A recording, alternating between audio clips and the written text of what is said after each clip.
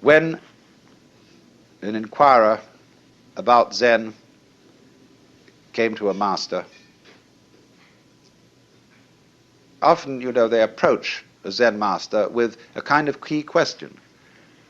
What is the fundamental principle of Buddhism? Or why did the bearded barbarian come from the West? Because Zen is supposed to have been brought into China by a Hindu named Bodhidharma. Bodhidharma is always represented as having a huge bushy beard and very fierce eyes. Now, Bodhidharma always insisted that he had nothing to teach. And so, why did he come? That's one of the fundamental questions. You might say to me, I've often said when I'm giving a lecture, I'm not trying to improve you. I'm not trying to persuade you to a certain point of view.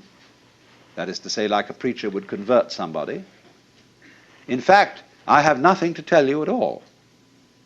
Because were I to presume that I had something to tell you, I would be like a person who picked your pocket and sold you your own watch.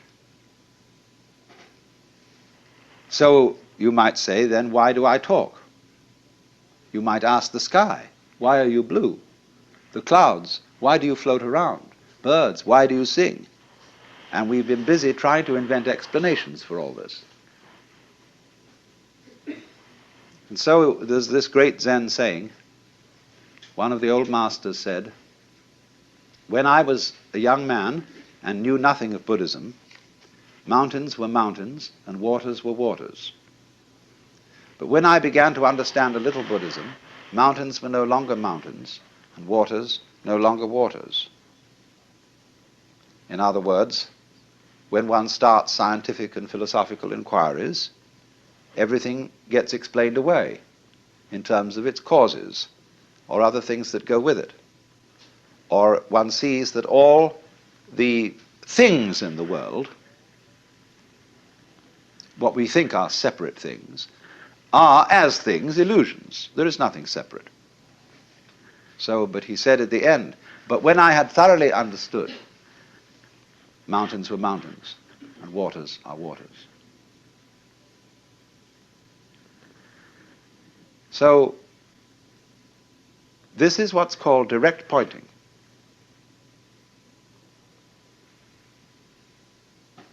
A Zen master was once talking with me, and he said, when water goes out of the wash basin down the drain, does it go clockwise or anti-clockwise? And this was all phrased in the middle of a very ordinary conversation, and, it just seemed like a speculative question. And I said, it might go either. He said, no, it's like this. Now he said, which came the first, egg or hen? I said, tuk, tuk, tuk, tuk, tuk. Now, he said, that's the point.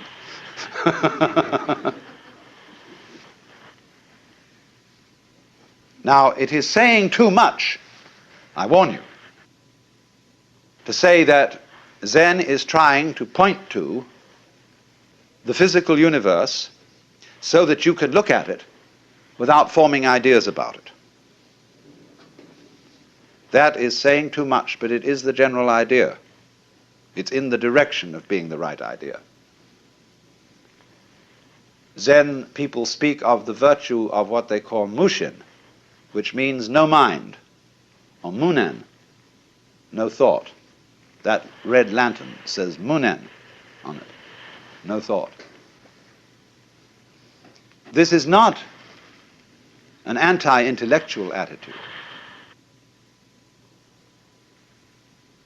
The ordinary simple person is just as bamboozled by thinking as a university professor. You can think intellectually in a no-think way. That's the art. It doesn't mean not to have any thoughts at all. It means not to be fooled by thoughts, not to be hypnotized by the forms of speech and images that we have for the world, not to be hypnotized by them into thinking that that is the way the world really is. So if I say this is a fan, it isn't. To begin with, fan is a noise. And this doesn't make the noise fan, but just whoosh. But it can be many other things than a fan. It could be a back scratcher. Very well. All sorts of things. Don't let words limit the possibilities of life. Actually, this fan has an inscription on it written by a Zen master who was 100 years old. And it says, "I don't understand, I don't know anything about it." So that goes back to the story of Bodhidharma, that when he first came to China, sometime a little before 500 AD, he was interviewed by the Emperor Wu of Liang. The emperor was a great patron of Buddhism and said, "We have caused many monasteries to be built, monks and nuns to be ordained, and the scriptures to be translated into Chinese. What is the merit of this?" And Bodhidharma said, "No merit whatever."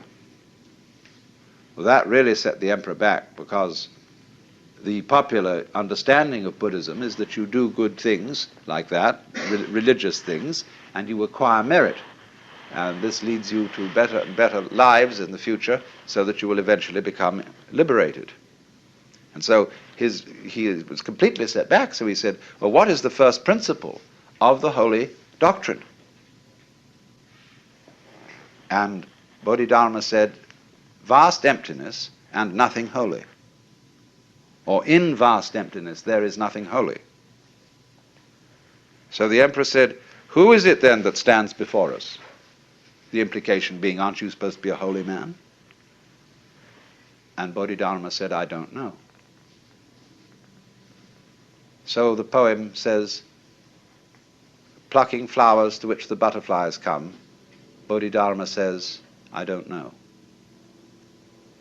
And another poem like it, if you want to know where the flowers come from, even the god of spring doesn't know. So anybody who says that he knows what Zen is a fraud.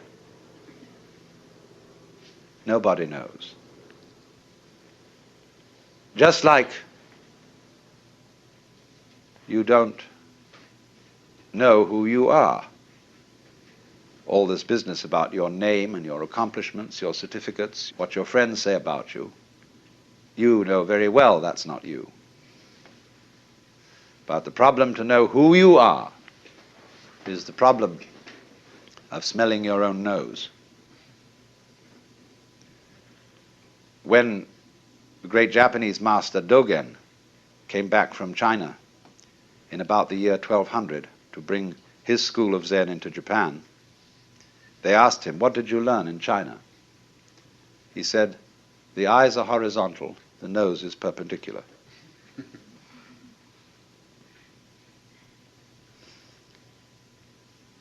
This man went on to write a tremendous book about Zen. They're so contradictory, these people. Don't expect consistency out of a Zen master. Big, big book called the Shobo Genzo. I talked with the Zen master about this book in Japan, and he said, oh, he said, that's a terrible book. It explains everything so clearly. It gives the show away. He said, you don't need any book for Zen.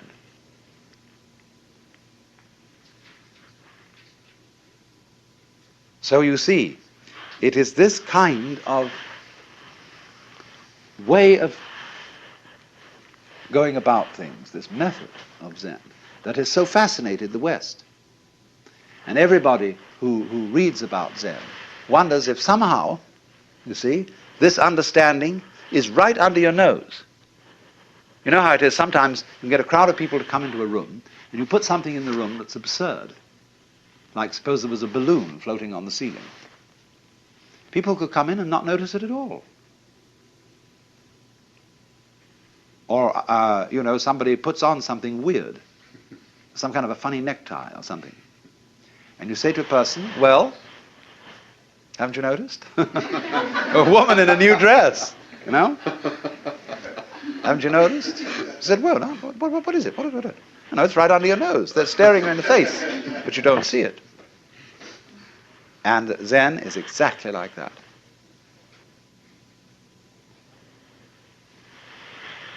It is very obvious. The master Bokuju was asked, we have to dress and eat every day, and how do we escape from all that? In other words, how do we get out of routine? And he said, we dress, we eat. He said, I don't understand. And Bokuju said, if you don't understand, put on your clothes and eat your food.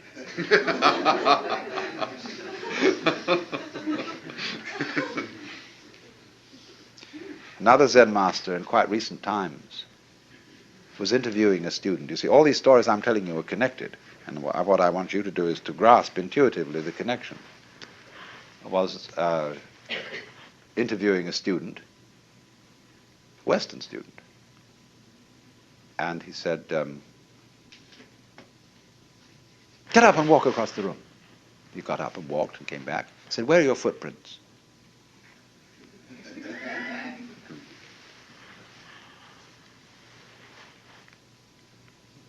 Another monk asked Joshu, what is the way? Tao in Chinese, the Tao. He said, your everyday mind is the way. How do you get into accord with it? He said, when you try to accord, you deviate.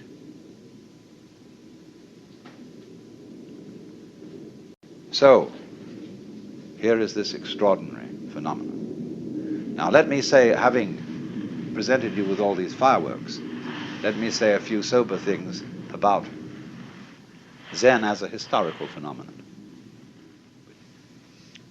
Zen is a subdivision of Mahayana Buddhism.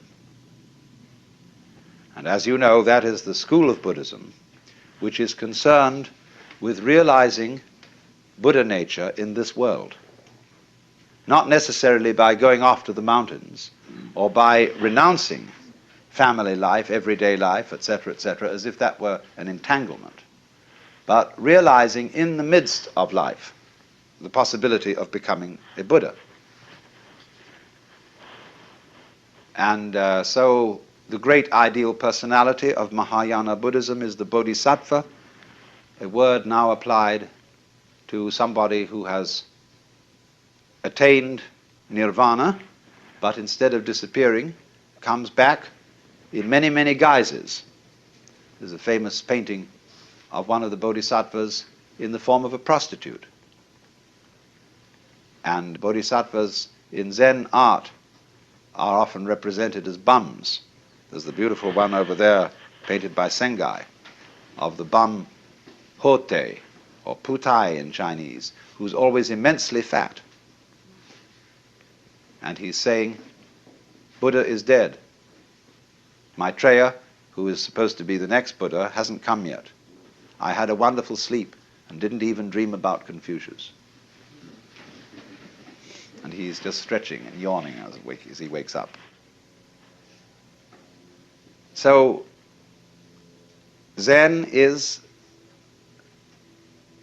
Mahayana, Indian Mahayana Buddhism, translated into Chinese, and therefore deeply influenced by Taoism and Confucianism. Zen monks brought Confucian ideas to Japan. And the origins of Zen lie actually around the year 414, at which time a great Hindu scholar by the name of Kumarajiva was translating with a group of assistants the Buddhist sutras into Chinese. One of his students taught that all beings whatsoever have the capacity to become Buddha, to become enlightened, even rocks and stones, and that even heretics and evildoers have the Buddha nature or Buddha potentiality in them. and everybody said he was a dreadful heretic. But then a text called the Nirvana Sutra came from India, which said precisely that. So everybody had to admit that this man was right. He also began to teach that awakening must be instantaneous. It's a kind of all-or-nothing state. I don't mean that there aren't degrees of its intensity, but once you see the principle, you see the whole thing. As they say, when the bottom falls out of the bucket, all the water goes together. Those men then promulgated the way of sudden awakening. Bodhidharma came later,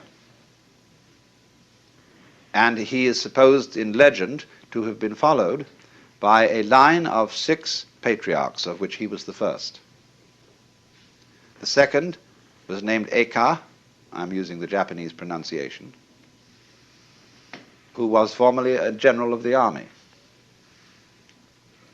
Then the third was Sosan, who wrote the Shinjinmei, which is a most marvelous little summary of Buddhism in verse. And so on till they came to Eno, the 6th patriarch.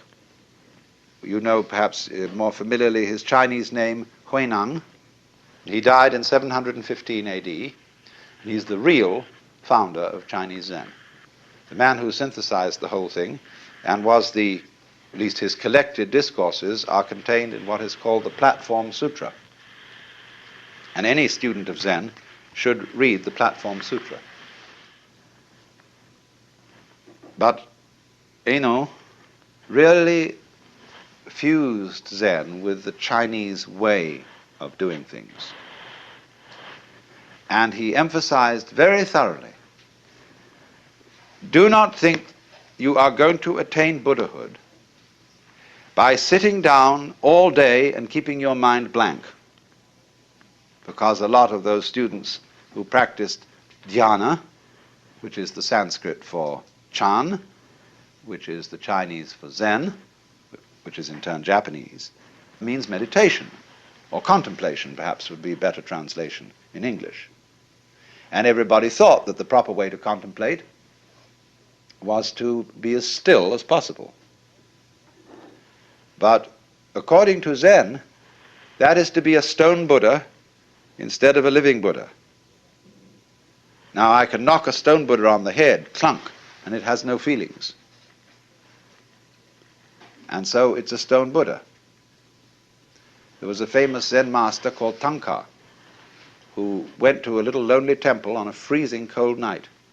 And he took the Buddha image, one of the Buddha images off the altar, split it up and made a fire.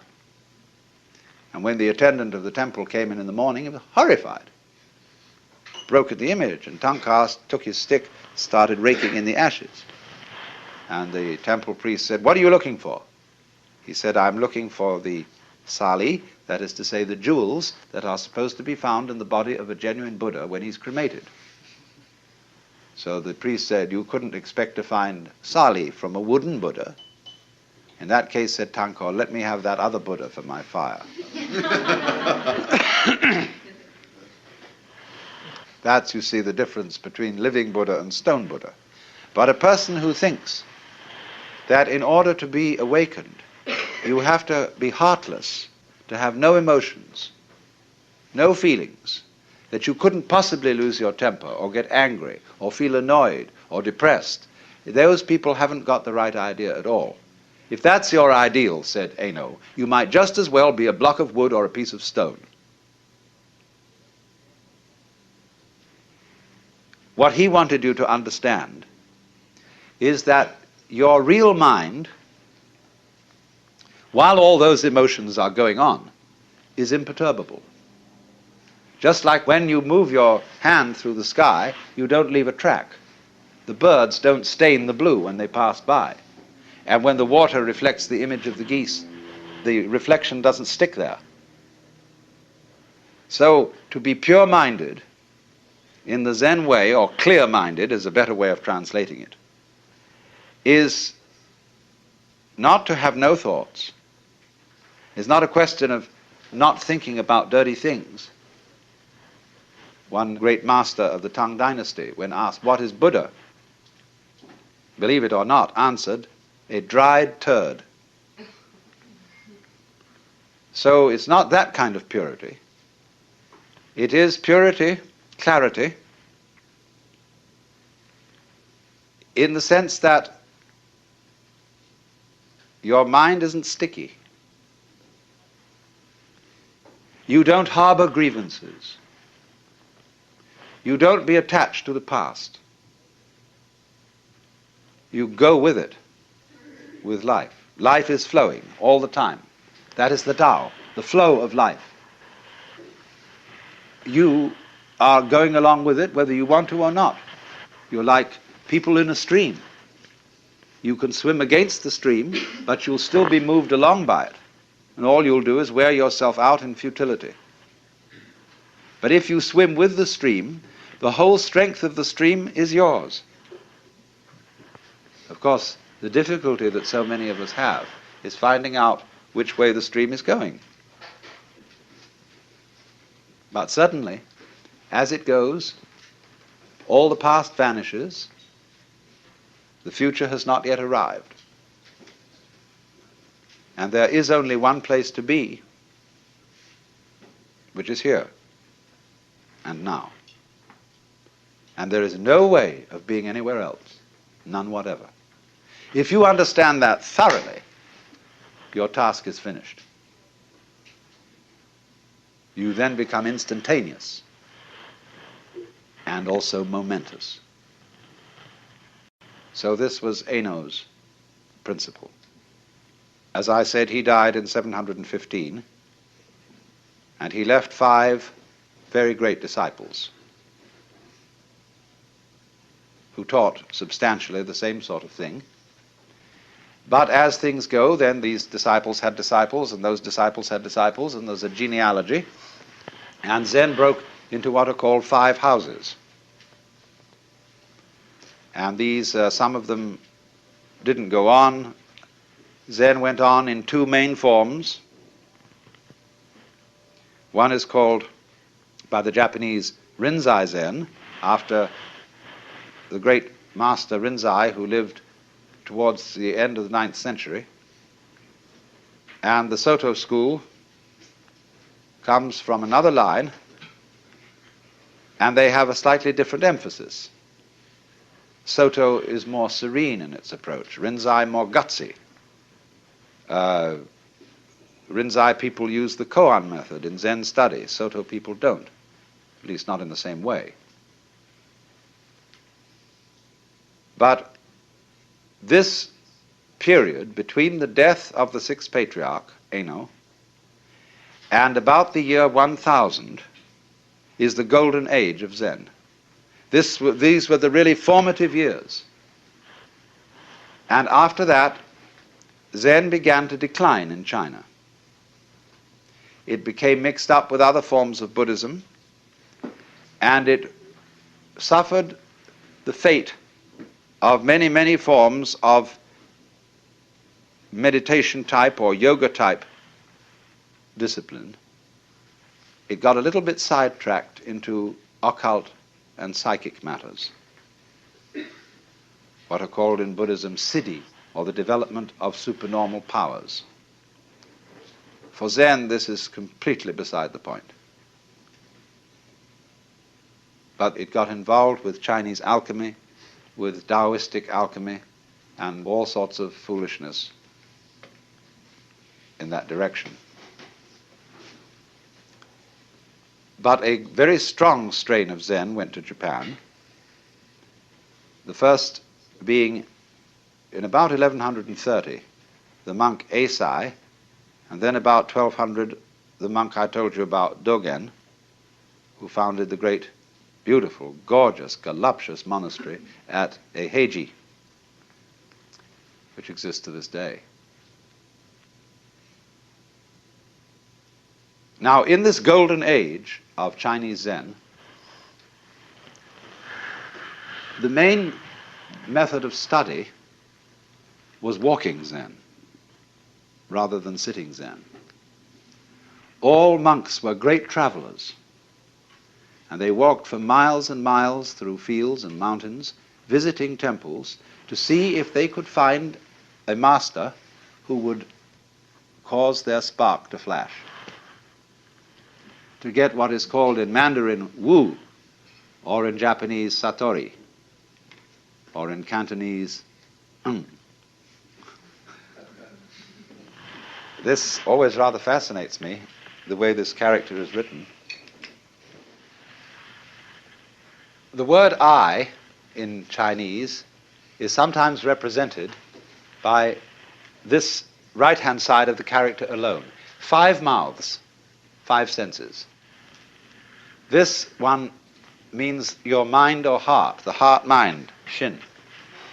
Now when we say something very surprising happened, my heart came into my mouth. Here it comes into all 5. So this character means awakening. It's the same in a way as the Sanskrit bodhi, awakening from the illusion of being a separate ego locked up in a bag of skin, discovering that you are the whole universe. And of course, if you do discover that, and you do see into it all of a sudden, it's a shock, because your whole common sense is turned directly inside out. Everything is the same as you've always seen it, but completely different. Because you know who you are. You know that, what the devil were you worrying about? What was all that fuss? What was all that to do? Well, you see, it was part of the game. Everything from one point of view is fuss and to do. To do, to do. What is there to do? But when you wake up, you see, and discover that all this to do wasn't you, what you thought was you, but was the entire works, which we can just call it, that you're it and it is it and everything is it and it does all things that are done, then that is a great surprise. But it sounds tasteless. It sounds empty. It sounds void. Because if I say, well, you're all it, that is a statement without the slightest logical sense. Because we don't know what is it unless there's something that isn't it. But if it's both all ises and all isn'ts, then we can't think about it. Nevertheless, it is highly possible to see that that's so, in a way that's so vivid it brings your heart into all your 5 mouths.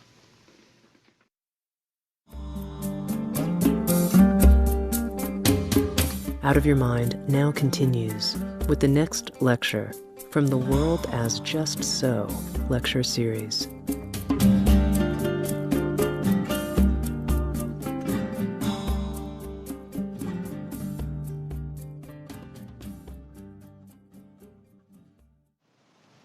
In this morning's talk, I was going into some of the fundamental features of Zen, and today I want to concentrate on that aspect of Zen practice which is called in Chinese Mo Che Chu, or going straight ahead.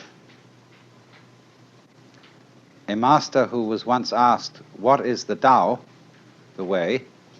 replied, "Walk on." Actually, go. As we say, go man, go. Go, go. And it is this aspect of Zen which is what is truly understood by detachment, or having a mind that isn't sticky and that isn't stopped at any point in its whole working. To be stopped at a certain point is what is called having a doubt, as when one fumbles or wobbles or hesitates about something, trying to find the right solution for the circumstances by thinking it out in a situation where there really is no time to think it out. So that when a Zen teacher asks his disciple a question, he expects an immediate answer, as it were, without thought or premeditation. they speak in Zen, they use a phrase, to have a mind of no deliberation. And they also speak of a kind of person, a man who doesn't depend on anything. That is to say, on a formula, on a theory, on a belief to govern his action. And this person who doesn't stick anywhere is like Dante's image at the end of the Paradiso, where he says in the presence of the vision of God, "But my volition now and my desires were moved as a wheel revolving evenly by love that moves the sun and other stars." And the image of the wheel, which is not too tight on its axle and not too loose,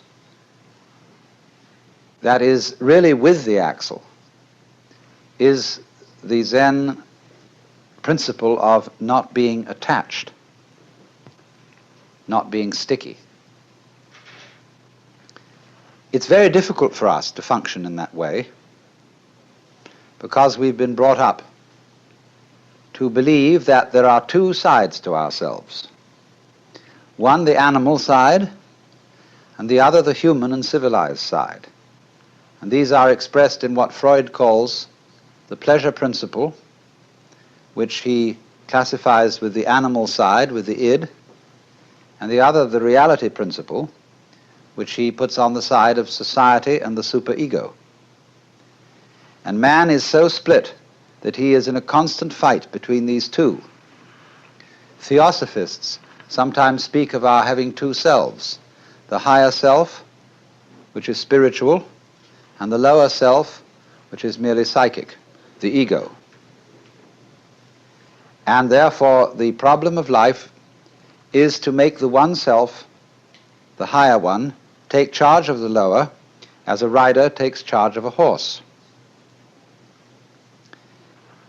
But the problem that constantly arises is, how do you know that what you think is your higher self isn't really your lower self in disguise?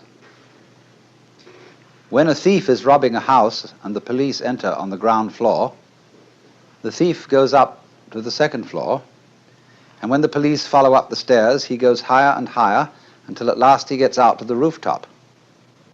And in the same way, when one really feels oneself to be the lower self, that is to say, to be a separate ego, and then the moralists come along, they are of course the police, and say, "You ought not to be selfish," then the ego dissembles and tries to pretend that he's a good person after all. And therefore one of the ways of doing this is for the ego to say, "I believe I have a higher self." And I would say, "Why do you believe that? Do you know the higher self?" "No, if I knew it, I would behave differently. But I'm trying to get there." "Well, why are you trying to get there?" "Well, then the police wouldn't come around. Then the moralists wouldn't preach at me. Then I could feel that I was doing my duty, behaving as a proper member of society." But all this is a great phony front. If you don't know that there is a higher self, and you believe that there is one, on whose authority do you believe this? You say, "Oh, such and such a teacher, Buddha, Jesus, Shankara, the Upanishads, said that we have a higher self, and I believe it." Catholics sometimes say they believe their religion because they're told to, and they have to be obedient.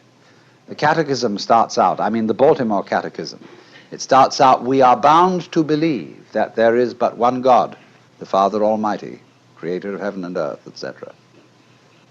And they make jokes about the Protestants and say, they don't have real authority in Protestant church because everybody interprets the Bible according to his own opinion.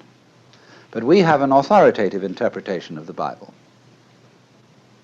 But this always screens out the fact that it is fundamentally a matter of your own opinion that you accept the authority of the church to interpret the Bible.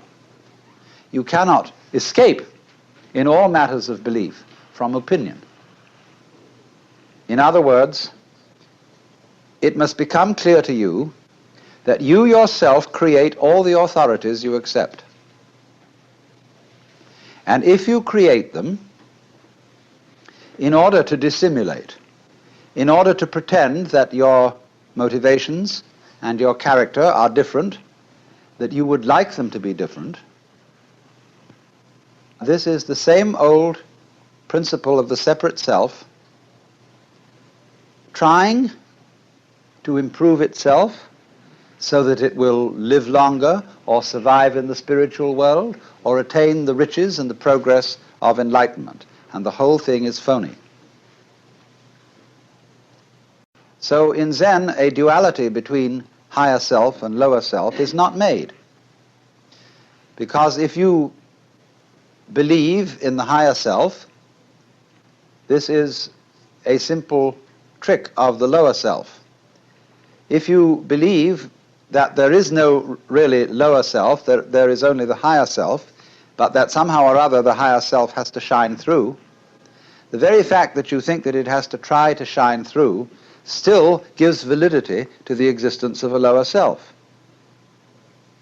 If you think you have a lower self or an ego to get rid of, and then you fight against it, nothing strengthens the delusion that it exists more than that. So this tremendous schizophrenia in human beings of thinking that they are rider and horse, soul in command of body, or will in command of passions, wrestling with them, all that kind of split thinking simply aggravates the problem. And we get more and more split. And so we have all sorts of people engaged in an interior conflict which they will never, never resolve. Because the true self, either you know it or you don't. If you do know it, then you know it's the only one, and the other so-called lower self just ceases to be a problem. It becomes something like a mirage, and you don't go around hitting at mirages with a stick or trying to put reins on them. You just know that they're mirages and walk straight through them. But if you are brought up to believe yourself split, I remember my mother used to say to me when I did naughty things, she said, "Alan, that's not like you." So I had, some conception of what was like me in my better moments, that is to say, in the moments when I remembered what my mother would like me to do. And so that split is implanted in us all. And because of our being split-minded, we are always dithering. Is the choice that I am about to make of the higher self or of the lower self? Is it of the spirit or is it of the flesh? Is the word that I have received of the Lord or is it of the devil? And nobody can decide. Because if you knew how to choose, you wouldn't have to.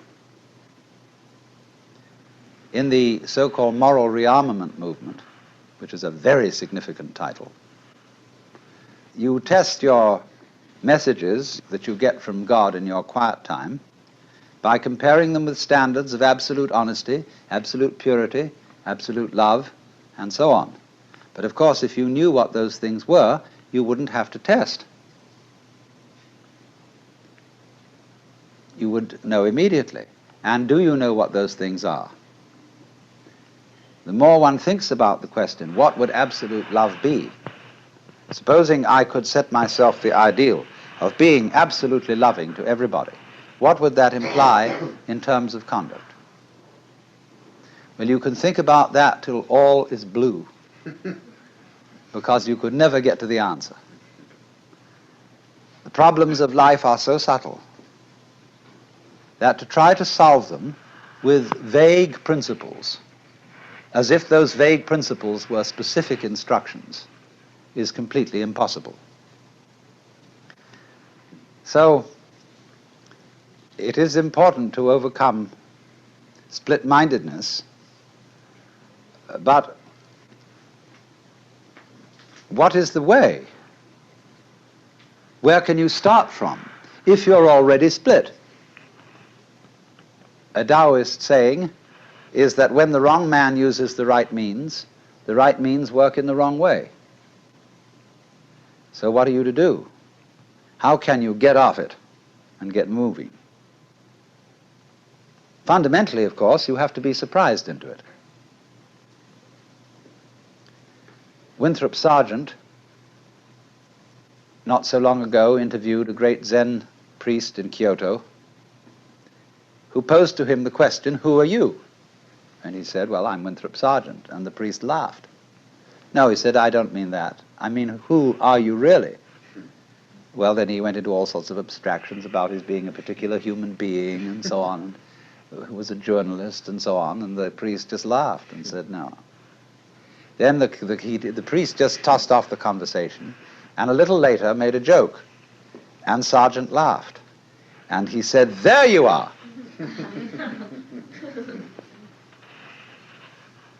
There was an army officer who once came to a Zen master and said, "I have heard a story about a man who kept a goose in a bottle, and it was growing very rapidly, and he didn't want to break the bottle and he didn't want to hurt the goose, so how would he get it out?" The Zen master didn't answer the question at all, but simply changed the subject.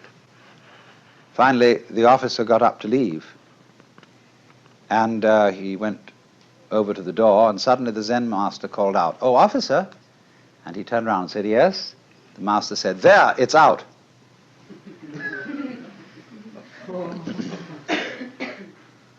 So in the same way, if I say to you, "Good morning," you say, "Good morning."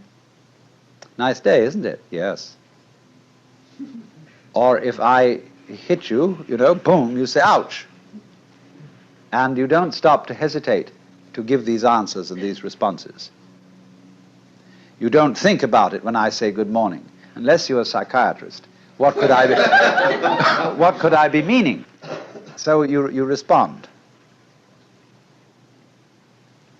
So in exactly the same way, that kind of response, which doesn't have to be a deliberate response, a response of a no deliberating mind, is a response of a Buddha mind or an unattached mind. But you must not imagine that this is necessarily a quick response, because if you get hung up on the idea of responding quickly, the idea of quickness will be itself a form of obstruction. Very often when Dr. Suzuki is asked a question, very complicated question by some philosophy major at Columbia when he's giving lectures there, he's silent for a full minute and then says, "Yes." And this is exactly as spontaneous a response as it would be if he had answered immediately. Because during the period of silence, he is not fishing around to think of something to say. He is not at all embarrassed at being silent or at not knowing the answer. So if you don't know the answer, you can be silent. If nobody asks a question, you can be silent. There's no need to be embarrassed about it or to be stuck on it. But you cannot overcome being stuck if you think that somehow you would be guilty if you were stuck. When you are perfectly free to feel stuck or not stuck, then you're unstuck.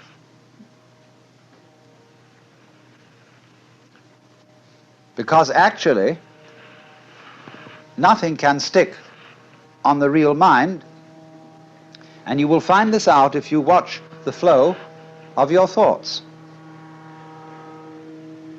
There is an expression in Chinese which means the flow of thoughts, or what we call in literary criticism, stream of consciousness.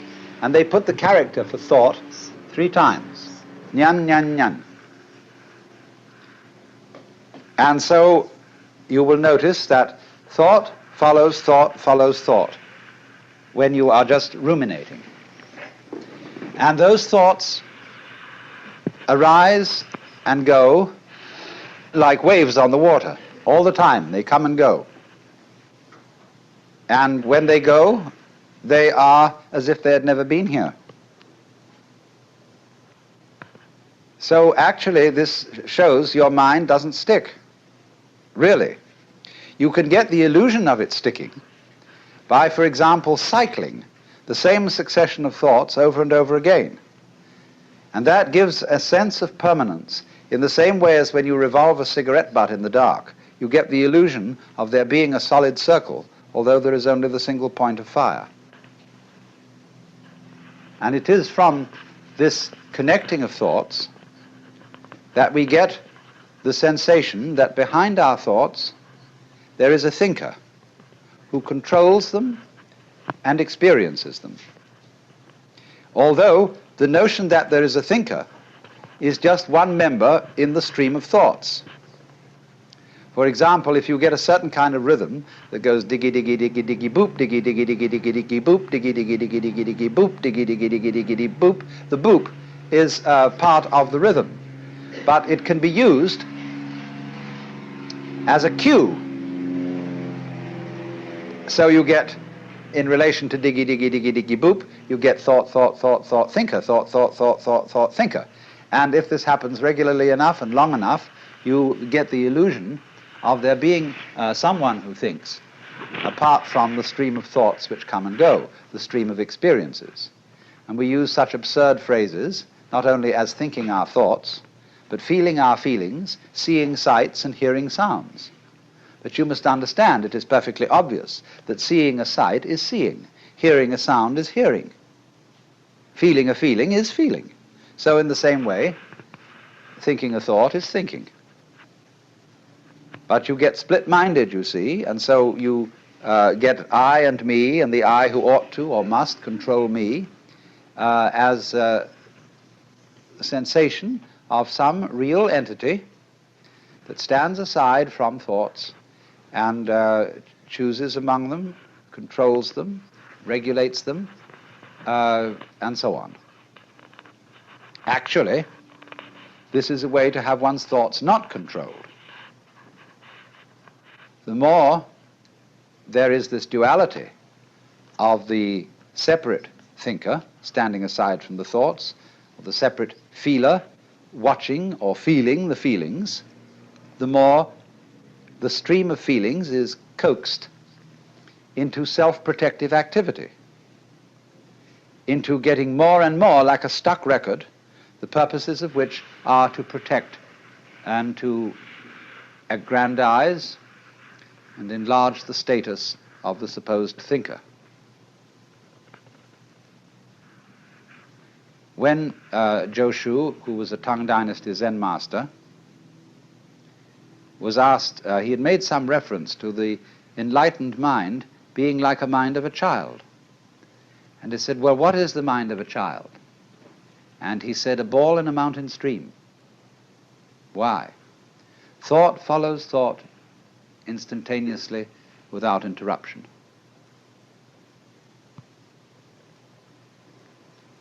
So the saying, walk or sit as you will, but whatever you do, don't wobble. Now, we can see this very clearly from confusions we can get into in activity. I have just said we can see this very clearly from confusions we get into in activity. What kind of a statement is that?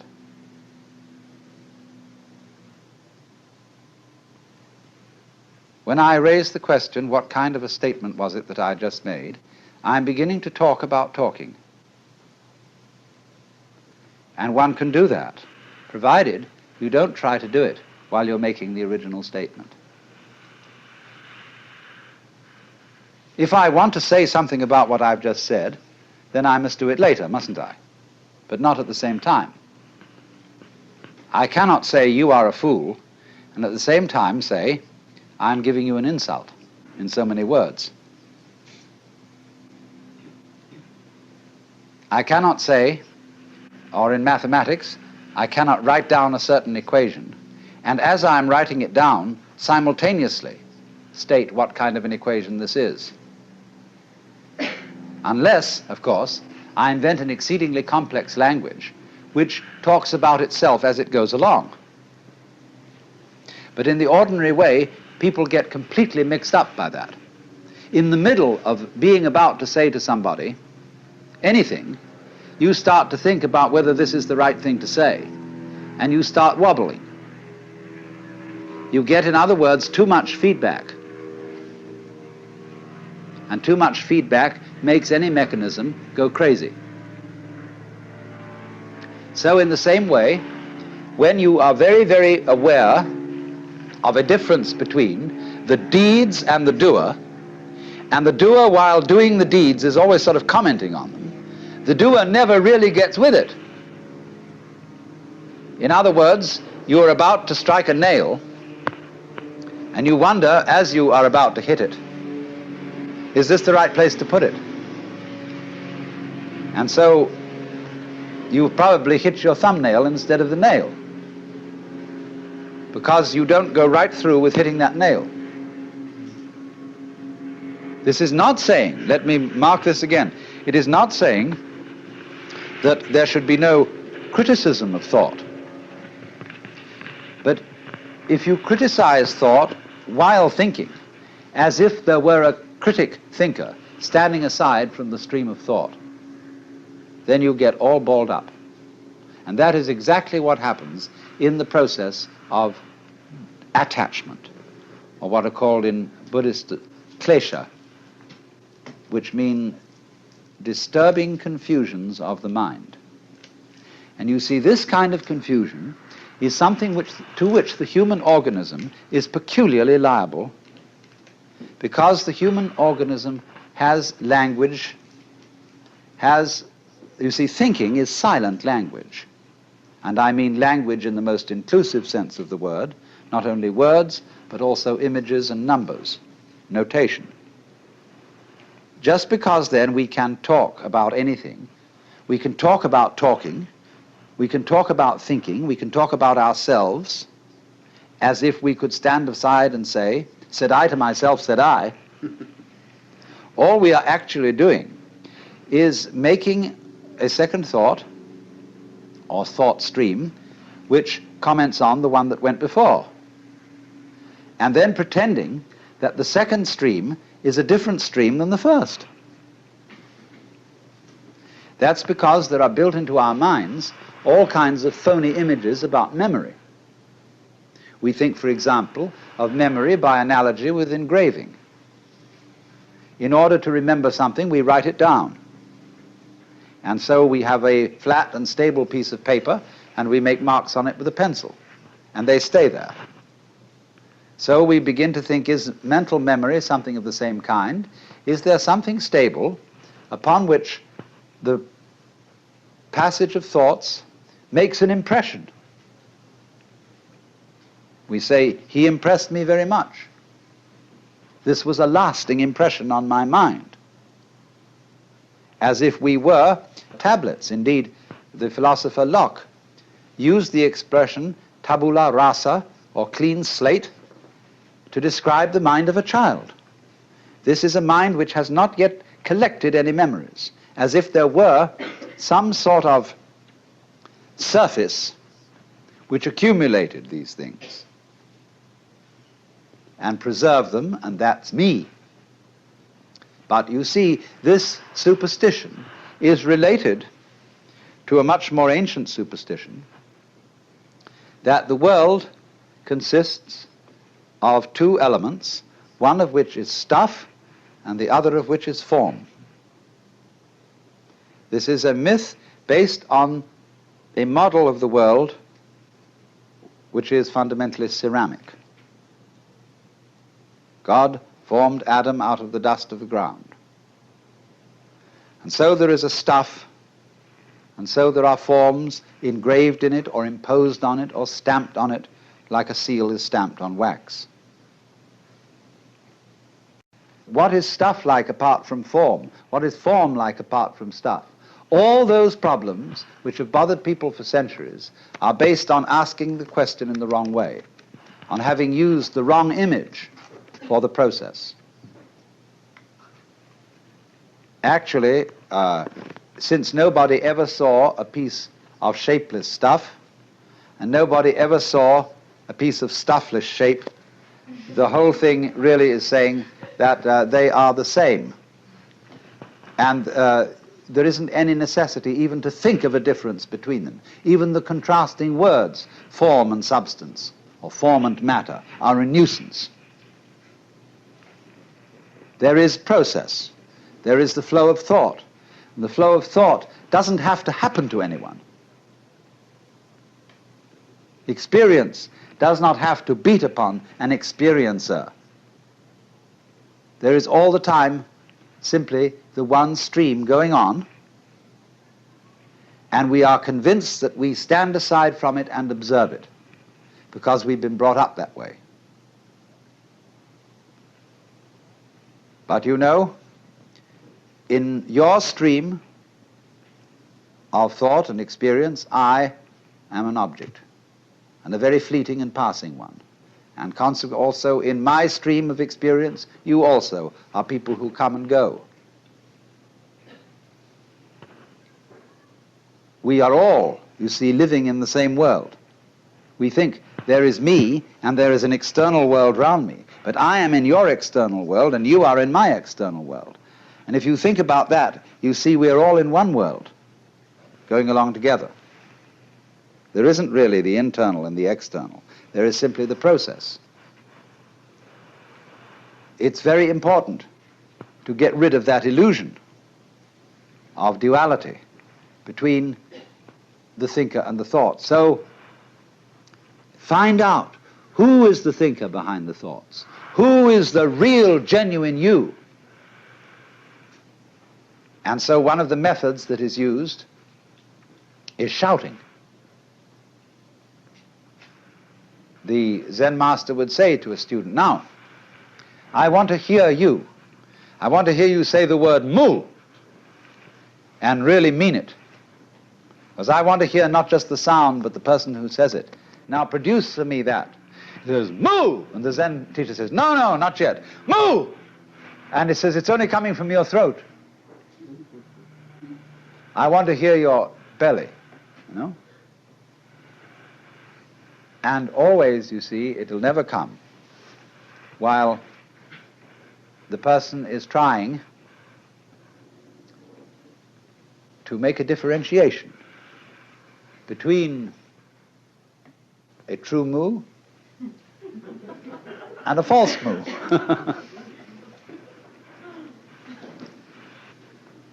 To act with confidence, you just do it. But since people are not used to that, it is necessary to set up protected situations in which it can be done. If we just in the ordinary way of social intercourse acted without deliberation, we would get into amazing confusions. As when people say, always speak the truth, never tell a white lie. And they say exactly what is true and what they think about other people. Well, they can raise a great deal of trouble. But the experience of Zen has been that there should be a kind of enclosure in which this kind of behavior can be done until the people are expert in it and know how to apply it in all situations.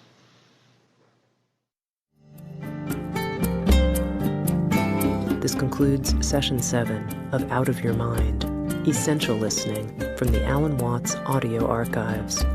Our program continues with Session 8.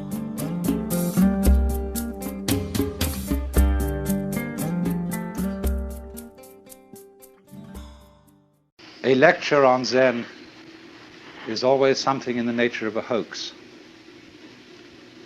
because it really does deal with a domain of experience that can't be talked about.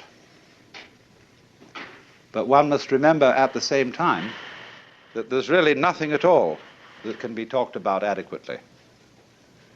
And the whole art of poetry is to say what can't be said.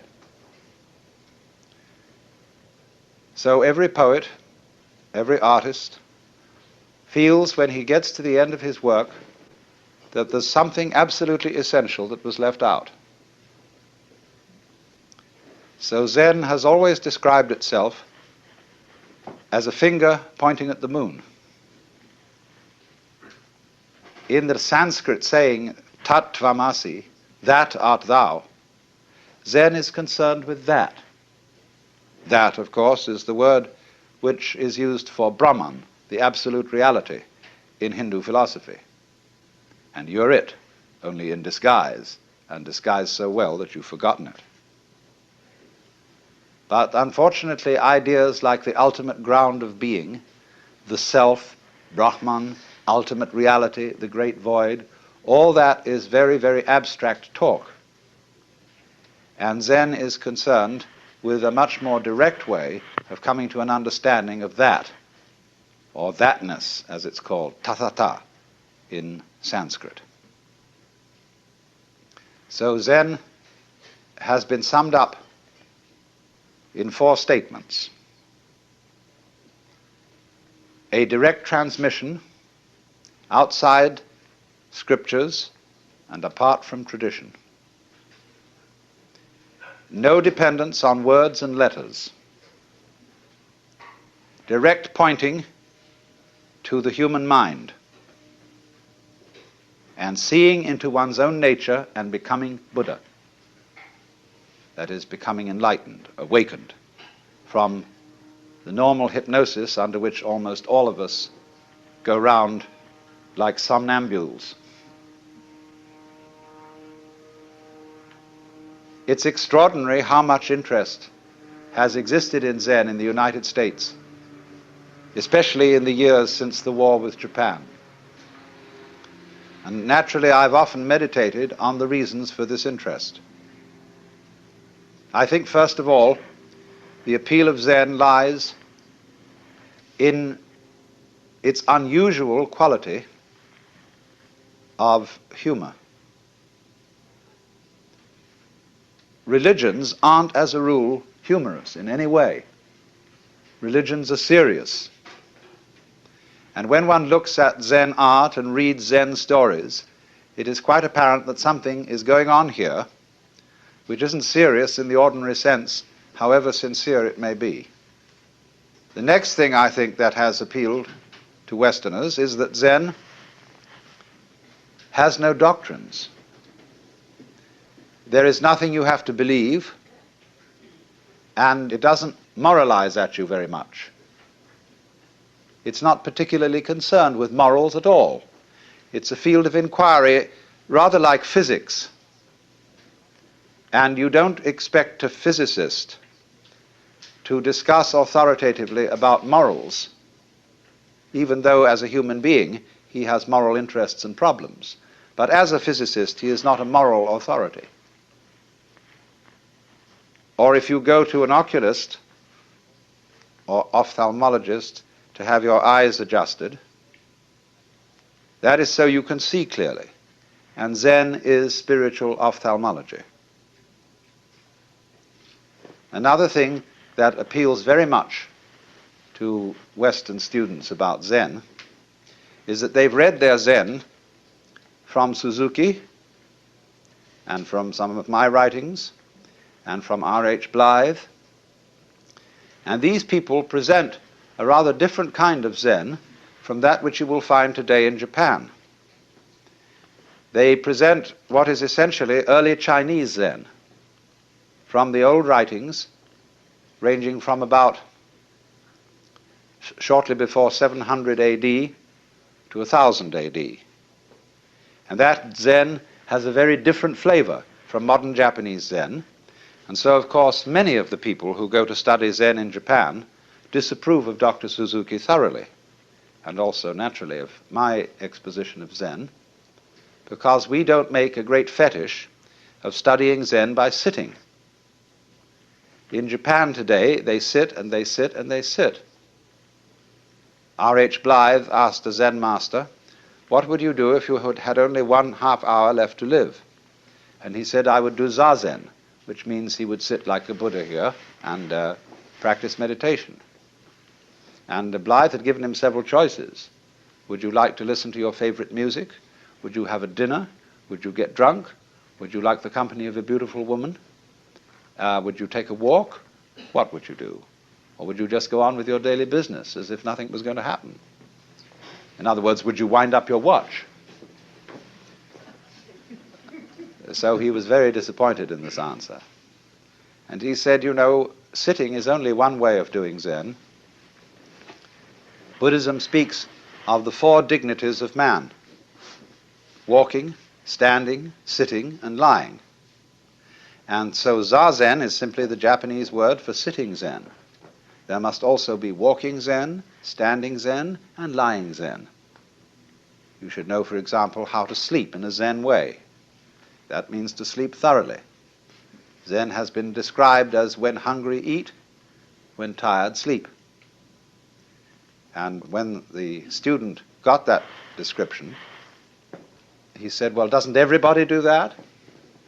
And the master said they don't. When hungry, they don't just eat, but think of 10,000 things. When tired, they don't just sleep, but dream innumerable dreams. So in a sense, this sounds like the old Western truism: whatever your hand finds to do, do it with all your might. But that's not the same thing as Zen. A lot of people like to see if they could sum up Zen in that way. In the Latin motto of the school I used to go to in England, age dum agis, act when you act, or while you act. There's a famous story which beautifully illustrates the current relationships between East and West. Paul Reps, who wrote, or rather drew, a lovely book called Zen Telegrams, once asked a Zen master to sum up Buddhism in one phrase. And he said, don't act, but act. So Reps was simply delighted, because he thought the master had said, don't act, but act. And that, of course, would be the Taoist principle of Wu Wei, of action in the spirit of not being separate from the world, realizing so fully that you are the universe too, that your action on it is not an interference, but an expression of the totality. But the master's English was very bad indeed, and Paul Reps had misunderstood him. He had said, don't act, bad act. And you know, that is the sort of attitude that all clergy develop over the centuries. You know how it is when you go to church, if you do. So often the sermon boils down to, my dear people, you ought to be good. And everybody knows that, but hardly anybody knows how. Or even what good is. The fascination of Zen to the West is that it promises a sudden insight into something that is always supposed to take years and years and years. The psychoanalysts, if you're mixed up, they tell you the troubles you've got yourself into over all these years can't be undone in a day. And therefore it will take many, many sessions, maybe twice a week for several years for you to get straightened out. The Christians say that if you embark on a path of spiritual discipline, you get yourself a spiritual director and submit yourself to the will of God, but you may not get into the high states of contemplative prayer for very many years. The Hindus, the Vedanta Society people, the Buddhists also say will require many long years of meditation, very hard concentration, very difficult practice, and stern discipline. And then maybe you will make enough progress in this life to become a monk in your next life. And then you'll make enough progress to enter some of the preliminary stages leading to Buddhahood, but it's all likely to take you many, many incarnations. But when this artist Hasegawa was asked, how does one see into Zen? He said, it may take you 3 seconds. It may take you 30 years. I mean that. And so you see, there is always the possibility that it may take only 3 seconds. Zen literature abounds with stories, you see, in which there's a dialogue, or what is called in Japanese mondo, which means question-answer, between a Zen teacher and his student, and these dialogues are fascinatingly incomprehensible. But it always seems to be that at the end of this swift interchange, the student gets the point. Sometimes he doesn't. I gave a book of these dialogues once to a friend of mine who was deeply interested in Eastern philosophy. He said, I haven't understood a word of it, but it's cheered me up enormously.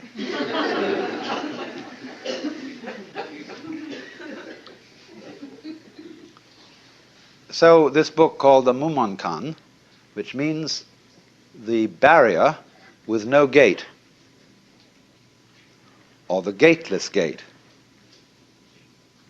contains such stories as the student, I say student rather than monk, because Zen students are not monks in our sense of the word monk. Our monks take life vows of poverty, chastity, and obedience. And to make the grade, you're expected to spend your whole life in the monastic state. But I call the Zen monk a student because he's more like a student in a theological seminary.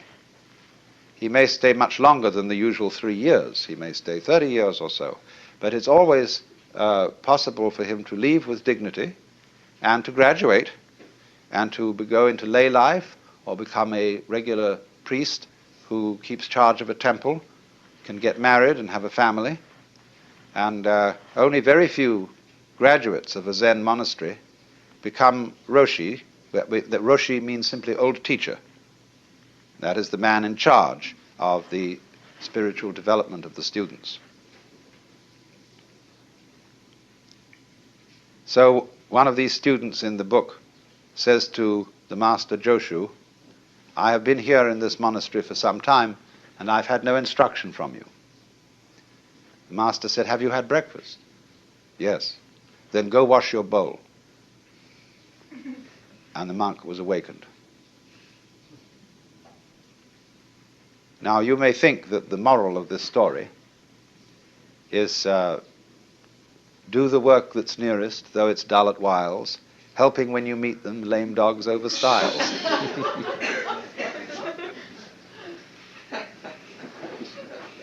Or that the bowl might be a symbol of the great void, the all-containing universe. And probably the monk had washed it already, because they immediately after eating in Japan and China, in a monastery, they would take tea and pour it into the bowl and swill it around, wash it and wipe it out. So maybe he had already washed the bowl. And in that case, you might think that the master was saying, don't gild the lily. Don't, to use a real nice Zen phrase, don't put legs on a snake or a beard on a eunuch. No, the point of that story is so clear that that's what's difficult about it. And all these stories resemble jokes in this sense. A joke is told to make you laugh. When you get the point of a joke, you laugh spontaneously. But if the point has to be explained to you, you don't laugh so well. You force a laugh. There is some kind of sudden impact between the punchline and the laugh. And so in exactly the same way with these stories, there is expected to be something else than laughter, which is sudden insight into the nature of being. nature of being, that sounds. Again, very abstract. But it was go wash your bowl. So, another story in this book concerns a master who said, when a cow walks out of the enclosure, the corral, the horns and head, the four legs and the body all get through, but not the tail. How is it that the tail can't get through? And nobody could answer this. Another story tells of a certain master called Bai Zhang, who was so good that he had hundreds of students, and they couldn't all be housed in one monastery. So he had to find one of the students who could also be a master. And so he arranged a test. He put down a pitcher in front of them all and said, without making an assertion or without making a denial, tell me, what is this? And the senior monk said it couldn't be called a piece of wood. And the teacher didn't accept this answer. But the monastery cook came forward and kicked the pitcher over and walked away. And he got the job. And the commentator remarks, maybe he wasn't so smart after all, for he gave up an easy job for a difficult one.